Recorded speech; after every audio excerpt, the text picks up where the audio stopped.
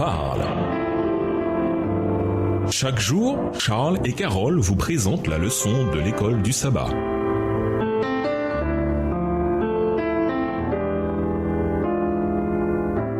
Bienvenue à votre émission. Dieu nous parle. Voilà la leçon de mercredi. Le fondement de la prière biblique, se réclamer des promesses de Dieu. Toutefois, est inutile si nous ne nous réclamons pas des choses pour lesquelles nous avons prié. Lisons 1 Jean 5, les versets 14 et 15. Pour quelle raison pouvons-nous croire que Dieu nous entend et que nous recevons ce que nous lui avons demandé? 1 Jean 5, les versets 14 et 15. Nous avons auprès de lui cette assurance que si nous demandons quelque chose selon sa volonté, il nous écoute. Et si nous savons qu'il nous écoute, quelque chose que nous demandions, nous savons que nous possédons la chose que nous lui avons demandée. Le troisième aspect de la prière biblique, c'est la réception. Après avoir demandé à Dieu et cru en ses promesses, nous devons nous réclamer de ce qu'il a promis. Nous réclamons les promesses de Dieu en rendant grâce à Dieu de ce que nous l'avons reçu. Ainsi, les promesses sont-elles mises en œuvre dans notre cœur. Ellen G. White a déclaré que nous pouvons demander n'importe lequel des dons promis et puis croyons que nous le recevons et remercions en Dieu. Dans Luc 8, verset 11, Jésus compare la parole de Dieu à une semence. De la même manière que tout le pommier est contenu dans un pépin de pomme, le don de Dieu est contenu dans ses promesses.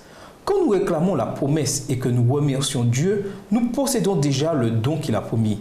Nous recevons le don promis par la foi, avant même de le voir ou de le ressentir. L'exemple de la résurrection de Lazare dans Jean 11 nous montre que c'est ainsi que Jésus priait. Jésus savait exactement quelle était la volonté de Dieu dans cette situation précise. Jean 11, verset 11 nous dit qu'il était disposé à faire la volonté de Dieu et qu'il était obéissant. Dans Jean 11, verset 39 à 41, nous lisons que Jésus a remercié le Père de ressusciter Lazare alors que Lazare était encore dans la tombe. Quand Jésus a eu fini de remercier Dieu, il a reçu l'exaucement de sa demande. En tant qu'enfant de Dieu, nous devons vivre des promesses de Dieu et non de ses explications. Bien que l'on ne puisse pas tout expliquer, nous pouvons nous confier en ses promesses. Le Seigneur nous dit « Invoque-moi au jour de la détresse ». Il nous invite à implorer avec zèle et à lui confier notre perplexité, notre dénuement et le besoin que nous éprouvons de recevoir son aide. Dès que surviennent les difficultés, présentons-lui nos requêtes avec ferveur. Par l'importunité de nos prières, nous démontrerons que nous avons pleine confiance en lui. Le sentiment de notre indigence nous incite à prier ardemment et notre Père Céleste est ému par nos supplications. Pourquoi est-il si important de toujours tout amener à Dieu en prière? Et nous vous laissons cette question de réflexion. Jusqu'à quel point est-il important pour vous d'être rempli du Saint-Esprit? Au revoir. Et à demain si Dieu veut. Dieu nous parle.